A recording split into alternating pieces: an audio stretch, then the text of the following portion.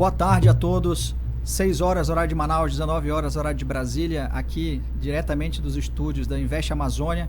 Estamos entrando com o Invest Amazônia Pod. Quarta-feira, 7 de junho, a gente tem 2 convidados ilustres para essa conversa de hoje. Do meu lado, o padre Charles Cunha, o padre que é graduado em teologia pela Faculdade Católica de Fortaleza e também em tecnologia, quando ele foi executivo, antes de ser padre. Formação como professor de inteligência emocional e Master Coach pelo Instituto Brasileiro de Coach. O padre Charles Cunha é hoje uma das personalidades da Igreja Católica no Amazonas, além de alcançar diversos fiéis aí da igreja, diversos seguidores pelo Brasil. Padre, muito bem-vindo ao Invest Amazônia, Invest Amazônia Pod. Dê seu boa noite aqui a todos, por favor. Então, boa noite para você que nos acompanha. Boa noite também, Rubens. É uma alegria poder participar desse momento aqui com você e poder bater um papo bem legal sobre vida, sobre felicidade, sobre bem-estar, sobre saúde mental e sobre espiritualidade também. Muito obrigado, padre. Também o outro convidado, professor José Humberto Silva Filho, ele é doutor em psicologia, um alagoano que está aqui no Amazonas desde 2016. 96. Não, desde 96. Atua como professor na Universidade Federal do Amazonas e tem dentre diversos projetos já entregues na cidade, na área acadêmica. Também é empresário com a empresa Neuron e que está aqui conosco, vai falar um pouco dos seus projetos, um pouco das suas iniciativas. O tema de hoje, como conversado aqui anteriormente, é de espiritualidade e saúde mental. E o que isso tem a ver nos dias atuais? Nós vivemos um mundo onde há muitas incertezas, há muitas ambiguidades, há muita complexidade também. E isso faz com que as pessoas também se tornem muito ansiosas. São exemplos de algumas situações mundiais que a gente chama de mundo VUCA, né, que trazem problemas também para o dia a dia, em casa, seja também na faculdade e seja também no trabalho. Com os 2 especialistas, hoje nós vamos conversar um pouco sobre isso, trazer a importância desse tema para as pessoas.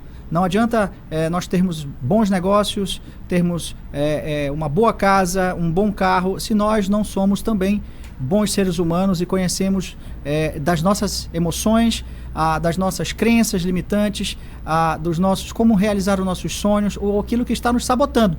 Então é um tema gostoso de falar, é um tema leve para ser falado e com muita ciência, muitos dados, muitos fatos e com 2 pessoas queridas aqui ao meu lado. Então eu queria dar as boas-vindas novamente e eu queria começar com uma pergunta, né?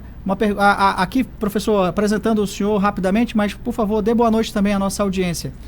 Boa noite a todos, é um prazer, uma satisfação estar aqui nesse bate-papo com o Invest Amazônia. Fico muito grato, né, de estar aqui compartilhando essa mesa com o padre Charleson também. Muito rico esse tema da espiritualidade e da saúde mental, porque todos nós temos crenças e essas crenças definem o nosso perfil comportamental, o nosso perfil psicológico, a forma como a gente lida com a gente mesmo e como a gente lida com as coisas à nossa volta e a nossa saúde. Então, acho que é um tema bem relevante, vamos conversar sobre isso. Professor, eu começo essa conversa, esse bate-papo, com uma pergunta para o senhor. Hoje, a saúde mental, ela se tornou um problema para a humanidade? A saúde mental, ela está ganhando agora visibilidade, né? Então, acho isso maravilhoso que as pessoas estejam mais atentas a isso. A saúde mental sempre foi um problema para a humanidade.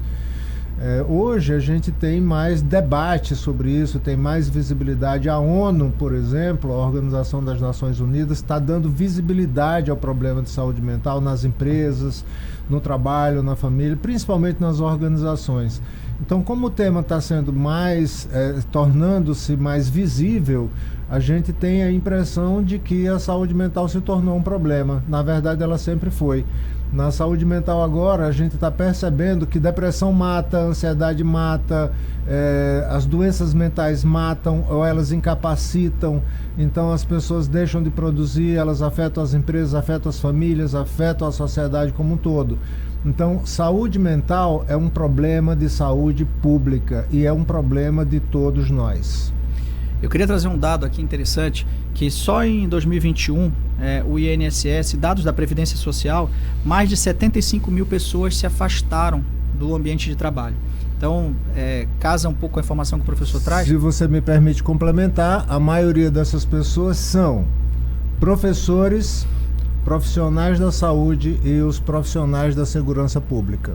A maioria deles. Perfeito. E eu acredito até que esses números que a gente tem aqui como dados oficiais, na verdade, eles ainda são muito maiores, né? Porque muitas vezes as pessoas não expõem essas dificuldades e ainda existe eu não sei se a palavra... Constrangimento. Boa, professor. Eu ia usar a palavra um pouco de vergonha de falar sobre isso, de não ser um assunto bem falado. E isso me traz a uma reflexão. Nós temos 24 horas por dia, né, de vida, normalmente, a cada dia. E pensando que hoje é o primeiro dia do resto das nossas vidas, onde a gente sabe que passa um tempo no trabalho, passa um tempo na escola, passa um tempo namorando, passa um tempo com a família, passa um tempo em nossos projetos pessoais, passa um tempo se exercitando. Como é que a espiritualidade, padre, nesses momentos, a partir do momento do que eu acordo, que eu abro os olhos, como é que a espiritualidade já pode fazer parte da nossa vida quando eu sei que eu vou enfrentar todos esses desafios no meu dia a dia? O primeiro aspecto que eu quero trazer aqui é sobre o que é espiritualidade, né? Então, a partir de todos os estudos que eu fui fazendo, todas as pesquisas, eu encontrei algo que foi para mim muito iluminador. Espiritualidade como maneira de viver a sua humanidade no mundo por um futuro melhor. Então eu gostei muito dessa expressão, viver a humanidade.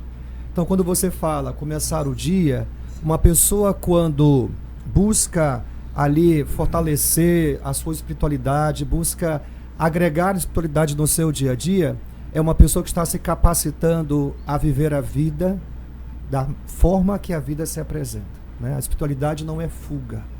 A espiritualidade é engajamento, é envolvimento, é você procurar perceber que, de alguma maneira, a vida está sempre te ensinando. Então, a espiritualidade como maneira de encarar a vida por um futuro melhor no mundo, de forma engajada, com propósito de vida, percebendo que na vida nada acontece à toa, que eu posso muito bem aprender com aquilo que atende diretamente às minhas necessidades e eu posso também aprender com aquilo que me desafia, com aquilo que me confronta, com aquilo que me chama a ser um ser humano melhor. Então, a espiritualidade como experiência na qual você pode ser chamado a ser um ser humano melhor a cada dia, a partir de cada experiência que você se permite, né, se permite ser confrontado. Quando você fala da espiritualidade como propósito, não é fácil encontrar um propósito na vida, né? Eu imagino que nos consultórios, quando o professor recebe os seus pacientes, vem muitas questões sobre a existência, sobre o momento profissional, sobre o momento familiar, e isso se conecta com a espiritualidade para encontrar esse propósito e ao mesmo tempo se conecta com o como. Qual é o passo seguinte? Como é que a partir do momento que deixa de ser subconsciente para mim, de ser inconsciente, né? Eu saio da inconsciência daquele problema e passo a estar consciente de que eu preciso fazer algo. Professor, como é que o senhor vê essa conexão com o propósito e a espiritualidade dentro hoje dos consultórios? Todos nós precisamos ter um sentido de direção, né? Um sentido de propósito, um sentido de pertença, um sentido de valor, né? Sem isso, a gente se sente esvaziado. O que é que eu sou na vida, para que eu sirvo, o que é que eu estou fazendo aqui, né? E essa ausência de propósito, ausência de valor, ou ausência do sentimento de pertencer a alguma coisa ou a algum lugar, faz com que a pessoa se sinta extremamente fragilizada. Isso muitas vezes está na estrutura de muitas crises existenciais, né? As pessoas, elas estão em crise porque elas não têm esse sentimento de pertencer, ou sentimento de valor, ou de alto valor, né? Ou o sentimento de propósito, né? Do que é que eu vou fazer, o que é que eu sirvo, eu sou útil para quê, né? O que me gratifica, né? O que me faz feliz, né? E isso muitas vezes pode estar associado à estrutura do desenvolvimento de cada pessoa, né? E as pessoas têm, cada um de nós tem a sua história, e a sua história vai construindo valores, a gente vai assimilando valores culturalmente, pela família, pelas relações que a gente estabelece, e naturalmente nós vamos construindo um sistema de crenças, né? E essas crenças, e vamos falar tecnicamente do conceito de crenças, ainda, se me permitem, sem falar de espiritualidade, mas antes disso, falando de crenças, a crença é inerente ao ser humano, né? Então todos nós acreditamos em alguma coisa, todos nós precisamos acreditar e desenvolvemos crenças. E essas crenças nós podemos categorizá-las tecnicamente em dois grupos. São as crenças funcionais, ou seja, aquelas crenças que me ajudam, e as crenças disfuncionais, aquelas crenças que me atrapalham. Voltando àquela pessoa sem propósito, a gente vai encontrar uma pessoa que tem crenças. Ela tem um sistema de crenças que eu não tenho valor, eu não sirvo para nada, eu não sou importante, eu não sou amado. E esse sistema de crenças com o qual essa pessoa se relaciona, a partir de onde ela vive a sua vida, leva certamente a um padrão de comportamento menos saudável emocionalmente. É uma pessoa que tem uma probabilidade de desenvolver depressão, ansiedade e outros transtornos emocionais, porque ela está pautada por um sistema de crenças, né? Por outro lado, uma outra pessoa que desenvolveu uma crença de que eu sou importante, eu sou validado, eu sou capaz, eu consigo realizar, eu consigo superar os desafios, ela desenvolve um outro sistema de crença que nós chamamos de autoeficácia. Ou seja, é a crença de que eu consigo superar os obstáculos mesmo que eles sejam grandes. É a pessoa que desenvolve resiliência para enfrentar essas, mesmo que ela não seja 100% capaz, mas ela acredita que ela é capaz. Ela vai superando e ela consegue. Então a sua crença de autoeficácia faz com que ela seja eficiente. Então nós, partindo desse pressuposto meramente técnico e ainda não espiritual, mas somente psicológico, nós já sabemos que o sistema de crenças determina a sua saúde mental. Se você tem crenças favoráveis, você tem sistemas de defesas mais eficientes para enfrentar as suas adversidades.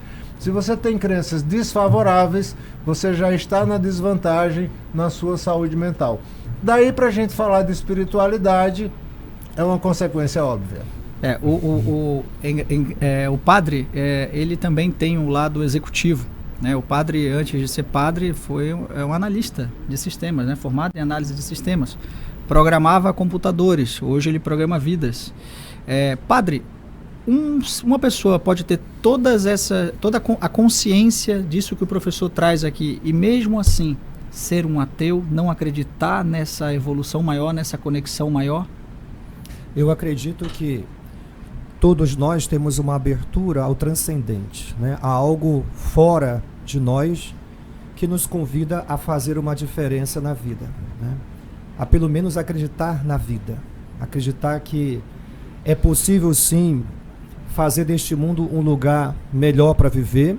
Pode parecer uma certa utopia, mas eu nunca esqueci quando eu li pela primeira vez, né, a República de Platão, né, me chamou muita atenção, né, que essa mudança que a gente tanto quer que aconteça fora, ela primeiro deve acontecer dentro de nós, né? Então aquilo me impactou muito. Me lembro muito bem daquele trecho da República de Platão quando se mencionava isso, né? Então é nisso que eu acredito que você, a partir do momento que se conecta com algo que é maior que você mesmo, é essa conexão que há de te ajudar a ter força para essa transformação. E essa transformação começa dentro da pessoa, começa com essa mudança de mindset, né, de mentalidade, né, na qual ela procura perceber que, de alguma maneira, ela é chamada ao engajamento, né, que na vida ninguém nasce à toa. Eu acredito muito nisso, né? É o meu sistema de crenças, perceber que na vida ninguém nasce à toa, que todos nós somos chamados a ser um dizer neste mundo. Acredito que toda pessoa humana, ela tem uma palavra com a sua vida, com a sua história a ser proclamada, né?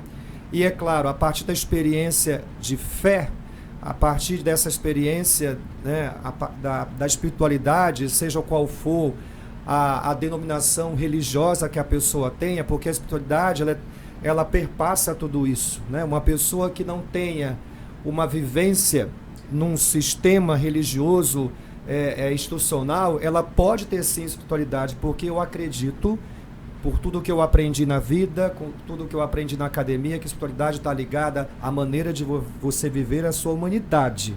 Então, quanto mais humano uma pessoa é, mais espiritualizada ela é também, ela se apresenta, né?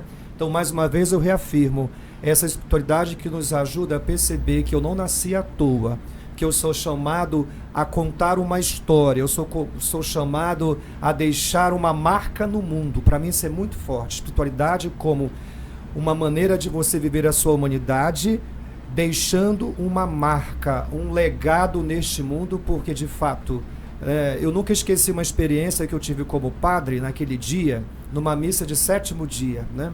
Onde eu estava celebrando na mesma missa uma pessoa que havia falecido com a idade de 90 anos, né? E uma outra pessoa que havia falecido com um tempo de vida de 27 dias. Então, como falar numa homilia de 7º dia, dizendo, poxa, a vida deste ente querido valeu a pena, viveu muitos anos, né? Teve tantas experiências, como é que eu poderia falar ao mesmo tempo para esse público e para um outro público que tinha lá uma mãe celebrando a missa de 7º dia de um filho de 27 dias. O que me veio no coração para dizer naquele momento ali? A vida daquela criança de alguma maneira valeu a pena. Durante 27 dias, aquela mulher teve a experiência de ser mãe. Aquela mulher. Então foi assim que naquela homilia eu consegui falar para os dois públicos, né? Ou seja, a vida de uma pessoa não pode ser medida apenas pela quantidade de dias que se vive.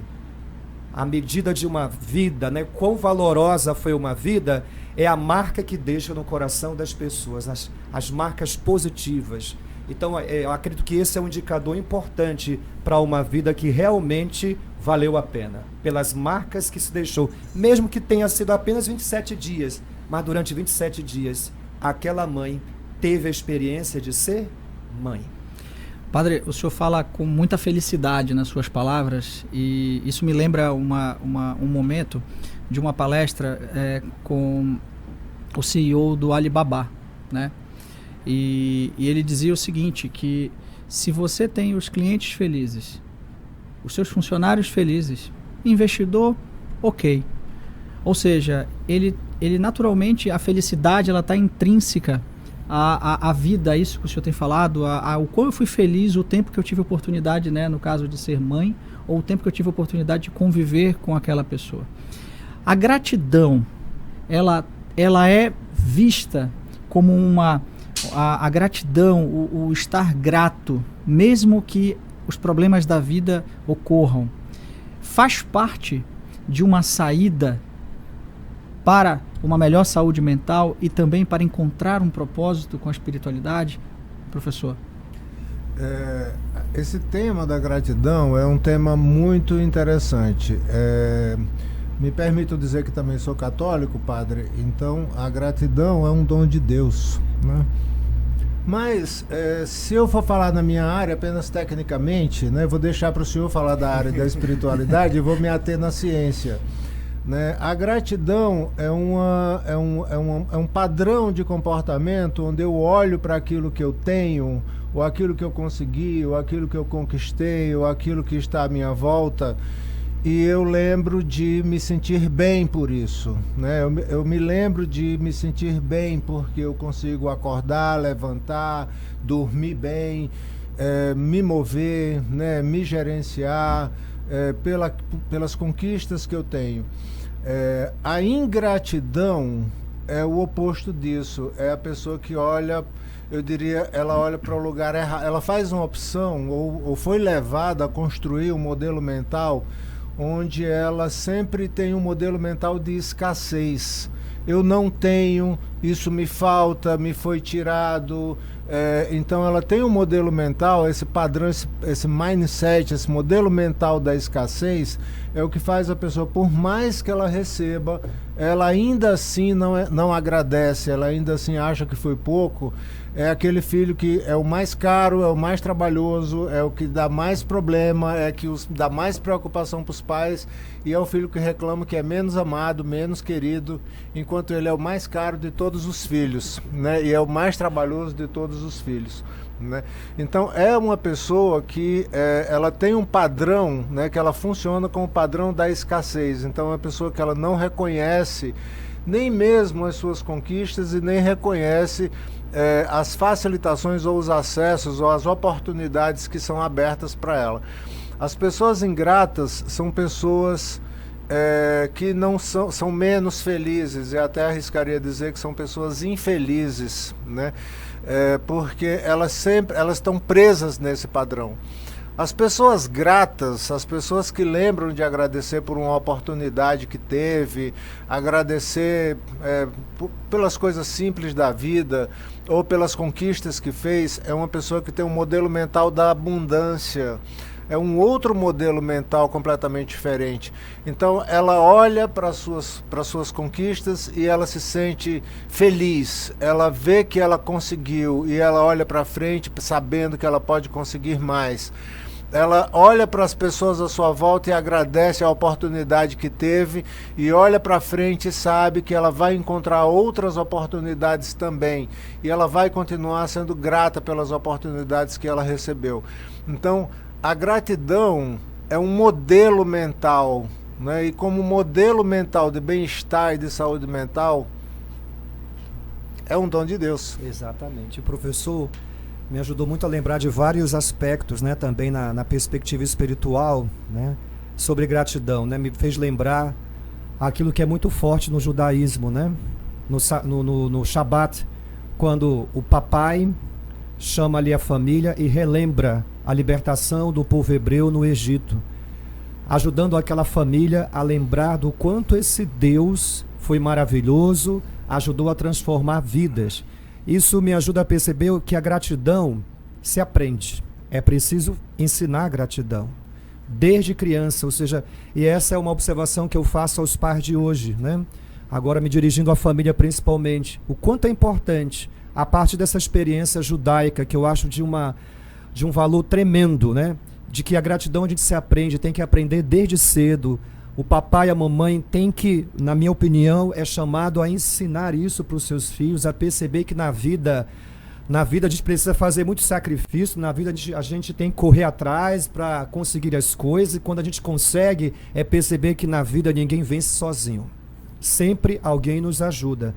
Então, eu acredito que, na ótica da espiritualidade, com esse recorte da gratidão, é lembrar de uma tradição muito antiga da nossa fé cristã, judaica cristã, né, de que gratidão a gente aprende e deve aprender dentro de casa com a memória, essa memória que papai e mamãe ajuda a gente a lembrar da história da nossa família, que vovô, quando chegou aqui em Manaus, não tinha nada, né? Começou do zero, teve que ralar muito. E se você hoje, meu filho, está estudando numa escola particular, olha, a saga da nossa família não foi assim que começou. O seu avô chegou aqui sem eira e nem beira, como se diz. Mas graças a todo o esforço dele, ao sacrifício dele, hoje nós temos uma vida melhor. Acho que é isso que papai e mamãe, na minha opinião, é criar dentro de casa essa maneira, né, de recordar as grandes bênçãos, né? A gratidão, eu diria, está muito ligada a esse reconhecimento das bênçãos de Deus manifesta através de pessoas que nos antecederam e que mudaram a nossa sorte. Padre, olha, cabe aqui um monte de perguntas, e eu tenho perguntas aqui, tá, da nossa audiência. E o senhor falou de bênçãos, né? Eu já queria meter meu dedo aqui e dizer o seguinte: você aí, filho, você peça a bênção do seu pai, peça a bênção da sua mãe, dos seus tios, porque a resposta é o quê? Deus te abençoe. Sim. Então, quero pegar aqui o gancho disso. Padre, o senhor falou da questão das questões emocionais, né? Eu entendo que gratidão, aí eu vou para o meu mundo executivo. Eu entendo que um funcionário grato vende mais Eu entendo que um funcionário grato percebe uma necessidade do cliente, engaja aquele cliente e traz recorrência para a empresa. Né? Pegando o exemplo anterior. O mundo que a gente está vivendo hoje, que eu falei mais cedo, que tem siglas em inglês, mas eu vou traduzir aqui, que é o mundo VUCA, né? De volatilidade, de incertezas, de complexidade e de ambiguidade. Isso não vai mudar. Nós temos que aceitar que esse é o mundo que nós estamos vivendo. E esse é um mundo que ele traz as nossas fragilidades, ele traz, nos deixa ansiosos, traz a nossa ansiedade à tona. Ele também faz com que a gente não compreenda o que está acontecendo e a gente comece a entender que não existe uma linearidade nos fatos. Isso faz com que a gente tenha que aprender a conviver com esse sistema, com esse mundo que é atual. E isso se reflete cada vez mais cedo nas crianças, nos jovens, nas escolas. E aí minha pergunta, eu que tenho filhas, né, e acredito que muitos aqui que têm também atende, o professor que atende no consultório, o padre que vê a família, a questão da família. A minha pergunta, ela vem assim, como é que cada vez mais cedo eu posso entrar na vida das crianças, desse jovem, porque em algum momento eu preciso mudar essa curva de ansiedade que enche hoje os consultórios e que um futuro onde as pessoas acham que não vão ter mais emprego. Eu hoje de manhã, vindo para cá, eu ouvi todo dia eu tento meditar pela manhã, que é até um ensinamento do padre Charles, onde que a meditação é uma das formas de nós praticarmos a gratidão, a contemplação das coisas, refletir sobre o que nós estamos fazendo e ao mesmo tempo nos encontrarmos com Deus, porque no silêncio é onde Deus vem falar com a gente. E aí, eu nesse momento, ouvindo hoje a homilia de manhã, eu me toquei com que Abraão, quando saiu da sua terra, tinha 75 anos de idade. Quem hoje, com 75 anos de idade, busca um novo propósito na vida? E jovens com 12 anos, com 11 anos, com 13 anos, pré-adolescentes, adultos com 18, jovens com 30 anos de idade, estão nessa busca incessante. Então a minha pergunta é, dentro desse mundo de incertezas que eu mencionei aqui, padre e professor, como é que isso chega para vocês e ao mesmo tempo que vocês também têm que ter a sua saúde mental e a sua espiritualidade para poder repassar? Como é que isso chega para vocês hoje em dia? Enquanto você falava, Rubensson, eu estava me lembrando de alguns jovens, alguns adolescentes que chegam para fazer uma orientação vocacional completamente sem noção, sem rumo, sem um direcionamento do que é que ele gosta, do que é que ele quer fazer. Por isso ele está buscando uma orientação vocacional. Ele não sabe se ele quer ser médico, se ele quer ser advogado, engenheiro, dentista, né? Enfim, as pessoas elas chegam na fase de tomar decisões importantes e fazer a transição para a vida adulta. Muitas delas estão chegando com essa sensação de, ei, agora, né? Parece que ela vai ter que, de repente ficou adulto, né? Então, e eu lembro, na minha geração, eu já tenho 60 anos, já sou um idoso, né?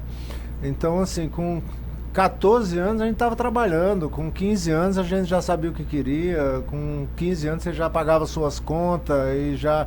Não estou dizendo que esse modelo tem que ser um modelo para todo mundo, nem estou incentivando aqui que as crianças têm que trabalhar, mas a gente tinha que se virar. A gente vem de uma geração que a gente tinha que correr atrás, tinha que pagar as contas e tinha que... Era jogado na frente dos desafios. A tua bicicleta, tu vai ter que trabalhar para conquistar. A minha foi assim, a minha primeira bicicleta eu tive que trabalhar, meu pai me deu umas tarefas e eu consegui conquistar a minha bicicleta. Minha primeira bicicleta, o dia mais feliz da minha vida. Então, a cultura da superoferta dos jovens hoje faz com que eles tenham uma percepção equivocada do mundo. Que eu quero uma bicicleta, pum, magicamente a bicicleta aparece na frente dele. Eu quero um videogame novo, magicamente o videogame aparece na frente dele. Aí eu quero um emprego para ganhar 20 mil reais.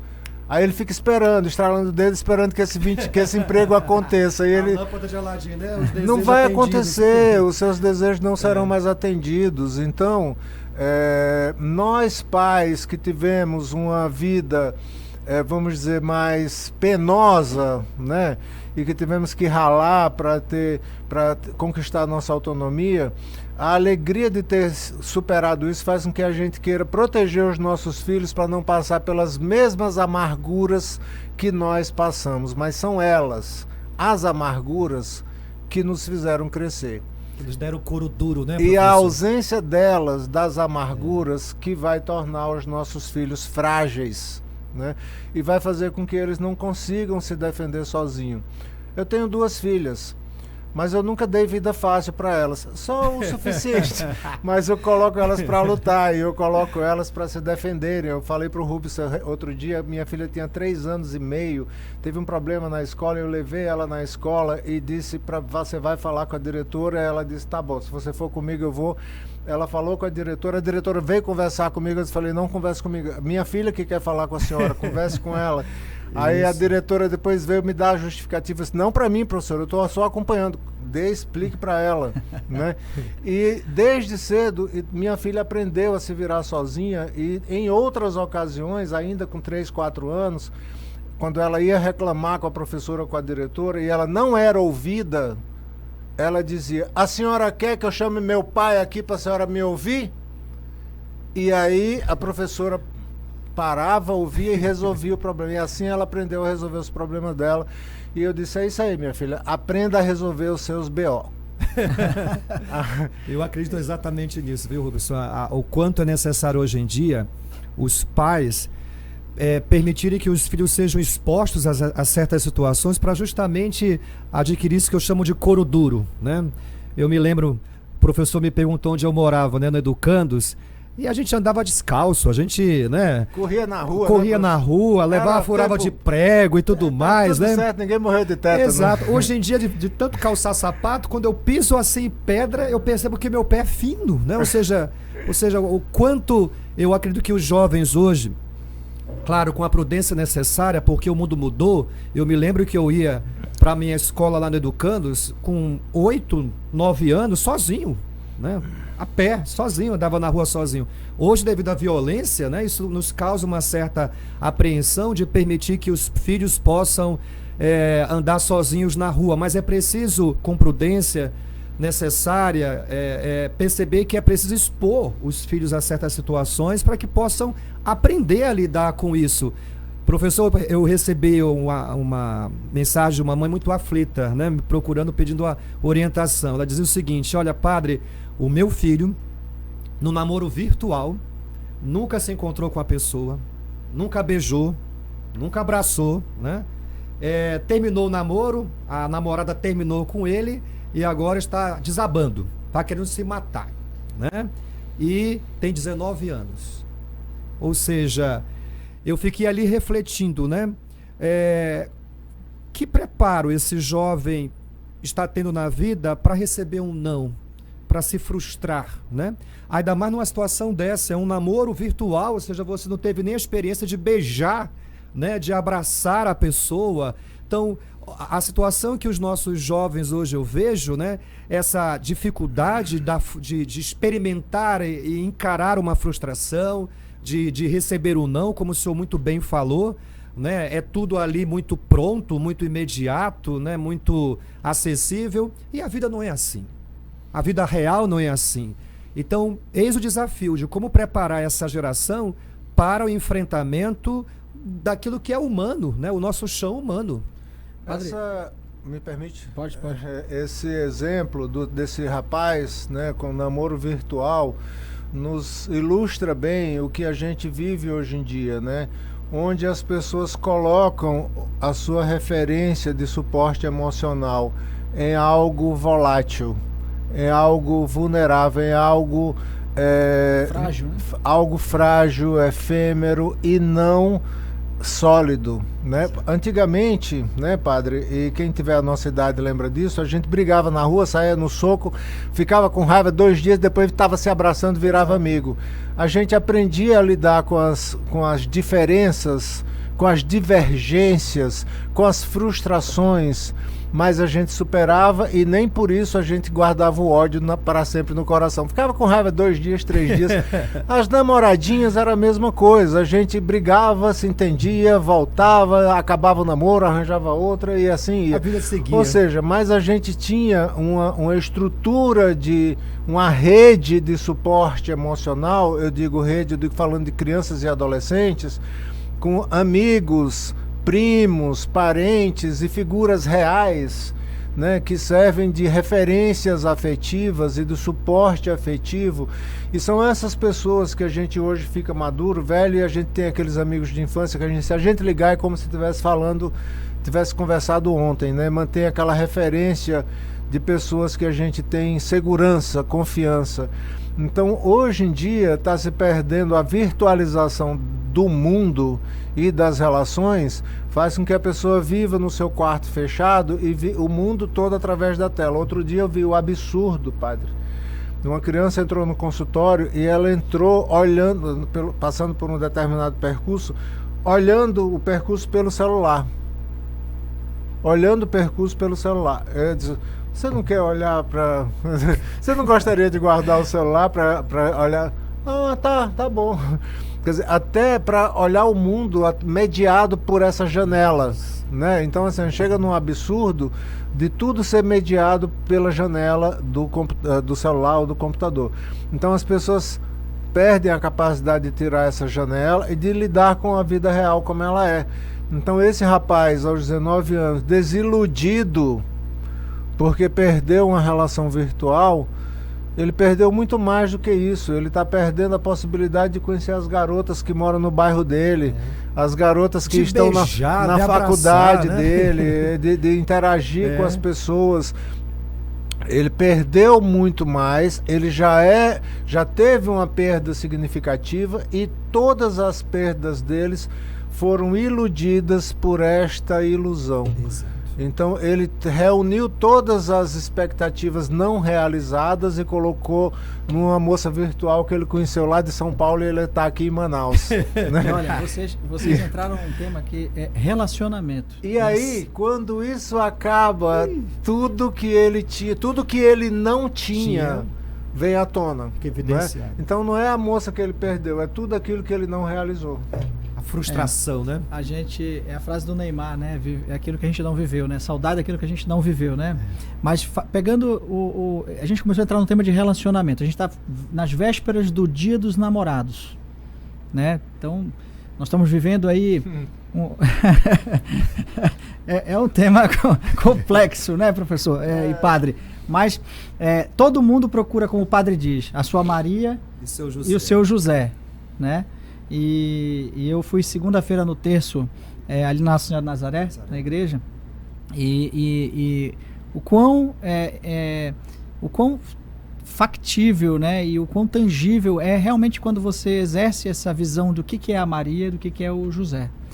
Isso do ponto de vista espiritual, né? Do ponto de vista psicológico, a gente vê que isso são problemas que vêm desde a infância, né? Das relações com pais, com o meio que a gente vive, o tempo de formação da personalidade, e isso vai se refletindo nas nossas relações. Quando a gente entra então no tema relacionamento de parceiros, eu faço uma pergunta, né? Estamos às vésperas do Dia dos Namorados. Estamos vivendo um mundo, como o senhor colocou aqui, professor, de eu depender de algo, né? De eu ter uma dependência emocional de algo, né? De eu não aceitar uma rejeição, de eu não aceitar o abandono, e muitas vezes eu nem sei o que é isso, né? Eu não consigo identificar isso. E a partir do momento que eu identifico, eu vou ter que tratar isso na minha vida. Então, aproveitando que nós estamos nas vésperas do Dia dos Namorados, e é uma data romântica, sábado os restaurantes vão estar lotados, os hotéis, domingo, a igreja vai estar com o padre... Acho que eu vou dar uma benção aos namorados, você me deu uma ideia de domingo. Mas o senhor tem uma palestra sábado na FAMetro para falar sobre esses temas de namoro. Mas eu fui na missa domingo, o padre é um padre que ele consegue pegar as situações do cotidiano e realmente passar a luz da Bíblia, a luz do Evangelho. E aí eu pergunto aqui a vocês, Como que está essa situação hoje? Como é que chegam esses casos para vocês hoje, que se refletem depois em famílias que começaram desestruturadas num namoro? E que mensagem vocês gostariam de deixar para esse final de semana, que é um final de semana de decisões para alguns, ilusões para outros? Passo a palavra a vocês. As pessoas que estão felizes nos seus relacionamentos, procure suas próprias datas comemorativas, né? O dia do aniversário do casal, o dia que se conheceram, não precisa do dia 12 de junho. Isso é uma bobagem imensa. Bom começo, professor. Eu quero começar dizendo que isso é uma bobagem imensa e que leva muitas pessoas ao sofrimento, né? Leva as pessoas que estão infelizes nos seus casamentos à infelicidade de levar a esposa também infeliz na pizzaria, porque é obrigatório, porque é dia 12. Leva as pessoas que não estão no relacionamento, por qualquer razão que seja, a ficar chorando ou sofrendo, porque é o dia dos namorados, eu estou sem ninguém, né? E as pessoas que já estão felizes nos seus relacionamentos, elas vão continuar felizes no dia 12, no dia 13, no dia 15. Então elas já estão felizes. Então isso é irrelevante, isso é absolutamente irrelevante. O dia dos namorados, ele tem um outro propósito, não tem propósito de celebrar o amor, né? Tem propósito de celebrar outras coisas. Então, assim, não quero entrar muito nesse detalhe, mas eu gostaria de mandar uma mensagem para as pessoas que não estão com o namorado nesse dia. Não sofram por causa dessa bobagem. Sigam as suas vidas e tentem encontrar uma relação boa e satisfatória consigo mesmo. Porque se você estiver de bem com você mesmo, se você estiver satisfeito, estiver feliz com seus propósitos, com seus objetivos, com as suas metas, uma pessoa feliz, uma pessoa de bem consigo mesma, é uma pessoa extremamente atraente, extremamente interessante para as outras pessoas. Então você quer ser atraente, não é só fazer academia, seja feliz que você se torne uma pessoa atraente, uma pessoa interessante. Se você não está feliz, você é uma pessoa rabugenta, desagradável, chorona, mimimi, reclamona, né? E as pessoas que estão felizes no dia dos namorados, eu desejo que estejam maravilhosamente bem, cuidem um do outro, cuidem de si, cuidem do seu colega, do seu parceiro, da sua parceira, dos seus amigos, enfim. Mas não vamos nos ater a um marco de data para buscar a alegria ou buscar uma comemoração. Muitas vezes eu vejo muitas comemorações, as pessoas fazendo porque é o dia de fazer. Até o dia das mães, o dia dos pais, o dia dos namorados, fazendo porque tem que fazer naquela data. Pela sua mãe, faça todo dia. Pelo seu pai, faça todo dia. Pela sua mulher, faça todo dia, né? Eu acho que quando a gente ama alguém, isso deve se manifestar em todos os nossos atos, né? Em todos os nossos momentos. E já que um casal está feliz, então ele tem motivo para celebrar aquele dia no dia 12. E eu sinto também, professor, que essa felicidade conjugal, ela é alimentada também por uma capacidade que esse casal tem de se comunicar bem, né? De expressar aquilo que sente, bem né? colocado. Né, de expressar aquilo que tem visto na relação, seja de bom ou de algo a ser melhorado, né, de expressar as suas necessidades e de também deixar bem claro aquilo que se quer, né? Eu me recordo aqui muito aquela questão da comunicação não violenta aplicada, né, aos relacionamentos conjugais. E eu percebo, acompanhando os casais, né, de forma espiritual, quando chegam até mim, que um problema raiz que eu observo muito é esses ruídos de comunicação na relação conjugal. Eu me lembro de uma situação muito concreta, que eles foram me procurar e durante 1 hora eu fiquei calado só para observar. Fiquei prestando atenção neles dois, ficaram 1 hora num bombardeio. Era um bombardeando o outro, era um acusando o outro, e em nenhum momento, durante 1 hora, acredite, foi 1 hora, eu me permiti ouvi-los, só ouvi-los, né? E depois eu perguntei, o que cada um de vocês poderia agora admitir aqui para essa relação ter ficado do jeito que ficou? Porque durante 1 hora vocês ficaram um acusando o outro e não demonstraram a capacidade de bater no peito e reconhecer, não, esse nosso relacionamento ficou assim porque eu me permiti fazer isso isso e mais isso. Então, queria também ouvir o senhor sobre isso, né? A questão da comunicação no relacionamento conjugal para relacionamentos saudáveis emocionalmente, né? As pessoas saudáveis, elas conseguem falar de si, conseguem falar do outro, conseguem ter o que a gente chama de autorregulação, né, emocional e comportamental, né? Então essa autorregulação nos permite, né, o que eu brinco, tá com o self-regulation quebrado, né, muitas pessoas, né, que não conseguem se regular, né, e ter uma relação de empatia, de se colocar temporariamente ali no lugar do outro, tentar entender a perspectiva da outra pessoa, tentar entender como é que eu impacto a vida das pessoas. Então as pessoas não se percebem, né, e aí elas saem de certa forma numa relação muito eu-centrada, ou chamamos assim, egocentrada, né? Muito egocentrada, né? Vendo o mundo apenas a partir da sua própria perspectiva, sem conseguir compartilhar. Então, a ausência desse compartilhamento, eu compartilhar o meu ponto de vista e perceber o ponto de vista do outro e ter essa comunicação, né, faz com que a gente possa se enriquecer.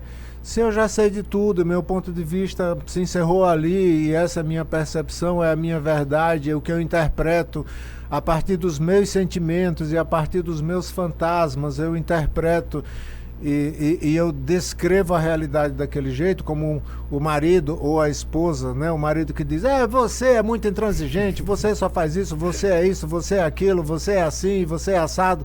Quanto mais ele descreve, ele está descrevendo uma realidade que ele acredita e ele está preso naquilo, e a outra diz, você que é assim, você que é essa. Então um está descrevendo o outro, né? E com a pretensão de ser o dono da verdade, né? E em nenhum momento as pessoas estão ali numa postura de o que você está sentindo, como é que isso te impacta, né? Então 50%, eu digo, nas crises de casais, quando eu estou diante de uma situação como essa, eu começo a conversa dizendo assim: 50% do sucesso ou do fracasso é de cada um, né? 50% do sucesso ou do fracasso do relacionamento. Então, assim, vocês vão decidir o que é que vocês vão fazer, que investimento vocês vão fazer, né? Qual é o investimento que vocês fazem aqui? Você bota 50% para construir ou bota 50% para destruir a relação?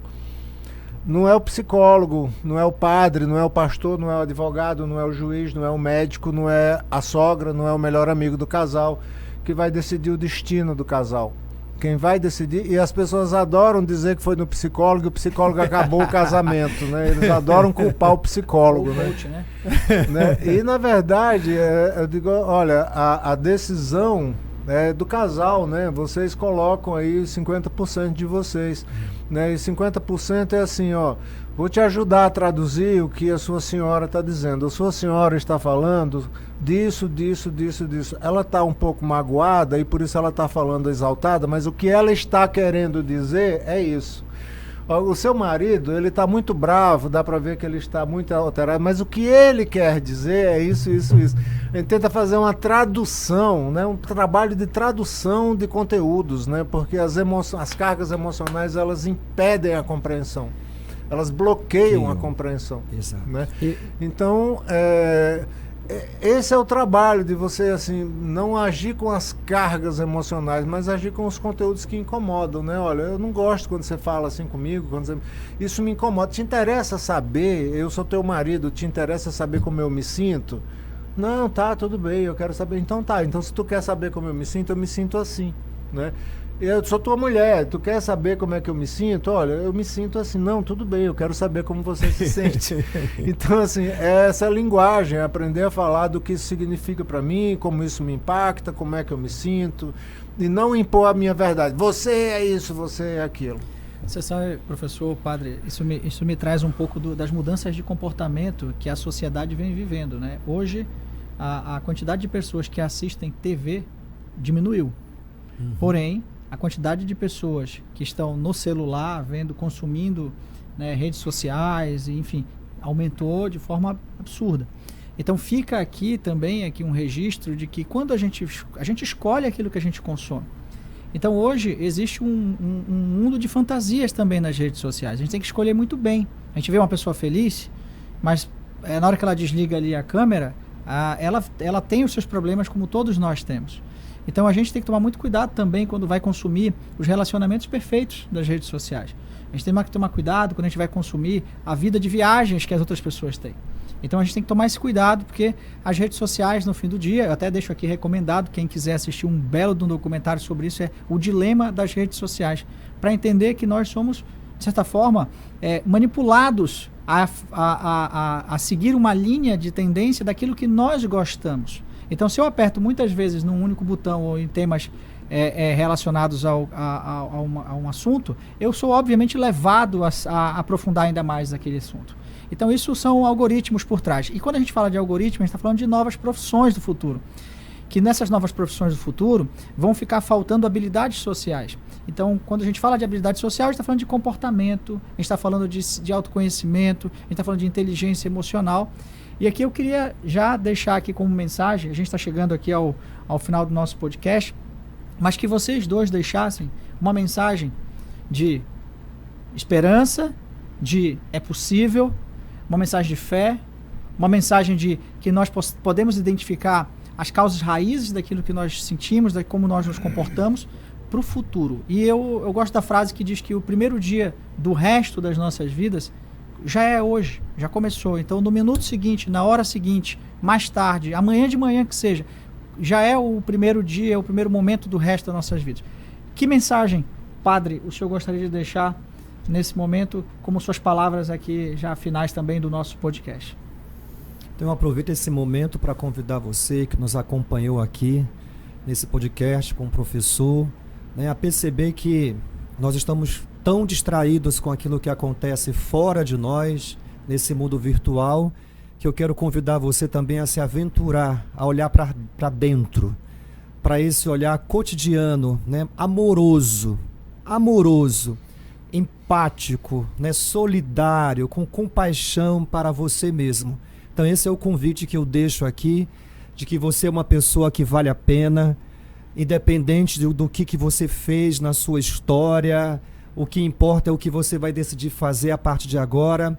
E quanto mais eu me conheço, mais eu me curo, mais eu me liberto. E lembrando, você que tem aí uma certeza, você que vive uma espiritualidade a partir de uma convicção de algo maior que você, lembrando, nessa viagem para dentro, nesse olhar para dentro, você não está sozinho. Esse transcendente, seja qual for a religião que você participar, seja qual for a tua fé, nessa viagem para dentro, você não está sozinho. Então, coragem, que essa reconstrução do seu eu comece a partir do seu interior, porque um ser humano, com saúde mental, esse ser humano com esse chão, essa pessoa com esse chão de humanidade, há de ser uma pessoa melhor neste mundo, há de fazer a diferença, há de impactar a vida das pessoas. Então o que eu peço para você nesse programa é que você se permita se refazer por dentro, para que você impacte as pessoas que estão aí, a tua família, no teu ambiente de trabalho, que as pessoas, como eu disse numa ocasião, que as pessoas possam sentir saudade de você e não alívio. Pessoas que impactam positivamente as outras deixam saudade, e muita saudade. Então que no final da tua jornada você possa deixar muita saudade no coração das pessoas. Coragem, você consegue. Fantástico, fantástico. Professor? Eu gostaria de pegar a carona na fala do padre Charles, de olhar para dentro, e sugerir que a gente faça esse exercício de olhar para dentro da gente mesmo, e tentar identificar qual é o meu sistema de crenças, sabe? Qual é o sistema de crenças que eu tenho, porque as crenças, como eu dizia no início da nossa conversa, são inerentes ao ser humano. Então nós podemos ter modelos mentais que nos fazem ter um sistema de crença funcional, ou podemos ter modelos mentais que nos faz ter um sistema de crença disfuncional, As crenças disfuncionais, elas nos levam ao sofrimento, nos levam ao nosso vamos dizer, nosso inferno particular, que são as nossas angústias, é o nosso sofrimento emocional, né? Que é aquele sofrimento invisível, porque não é um braço quebrado, mas é a angústia que a gente vive. E o pensamento funcional, ou o sistema de crenças funcional, nos leva à proatividade, nos leva ao enfrentamento da adversidade, nos encoraja para superar os desafios, nos faz ser mais gratos, né, com as conquistas que temos, né, e nos leva também para uma postura de construção junto às outras pessoas, né, e não uma postura de uma relação de colisão com as outras pessoas, né? Então, o nosso sistema de crenças, ele é fundamental, e as pessoas que dizem, e aí eu queria fazer o link, não acredito em nada da espiritualidade, não acredito em Deus, mas ela não acredita na espiritualidade como uma força divina, mas ela tem crenças disfuncionais, ela acredita em outras coisas. Então, quem se diz ateu ou quem se diz agnóstico, na verdade, tem um vasto sistema de outras crenças que só pelo fato de não ser de natureza espiritual, ele diz que não tem crenças. Mas ele tem muitas crenças. E olhe para dentro de si, seja você praticante ou não de qualquer espiritualidade, olhe, e aí, do ponto de vista da sua humanidade, né? E é isso que me é dado a falar hoje aqui, é isso que me é dado a refletir, que é sobre a nossa humanidade, né? Então, assim, olhe para a sua humanidade e veja como é que você está administrando a sua vida, a sua interação com as outras pessoas, o quanto que isso te gratifica, te faz feliz, ou o quanto que isso te faz infeliz ou te leva a colidir com as pessoas à sua volta ou com os outros à sua volta. Analise seu sistema de crenças. Nós fizemos uma pequena cartilha, vamos deixar um brinde aqui para as pessoas que estão nos ouvindo, basta clicar o link, e aí nós temos uma série de informações sobre o sistema de crenças funcionais e disfuncionais, que vocês podem aprofundar o tema e podem ficar à vontade para refletir sobre essas questões. Agradeço imensamente ao Rubens Invest Amazônia pela oportunidade. Foi um prazer imenso aqui bater papo com o Padre Charles. Fizemos aqui uma dobradinha maravilhosa. Eu estou muito feliz, muito satisfeito, obrigado, muito agradecido, Padre. Gratidão. A gente aqui agradece, né? A gente agradece. Eu espero que o episódio de hoje tenha trazido muitos insights, muito conhecimento para essa jornada de vida que a gente está vivendo. Então você aí, compartilha com os amigos, compartilha com os familiares, e aqui vamos deixar os Instagrams depois, nas edições, vamos deixar os Instagrams aqui de todos, para que vocês possam seguir e saber mais aqui dessas duas personalidades, e muita gratidão, tá? Muito obrigado e até a próxima, pessoal!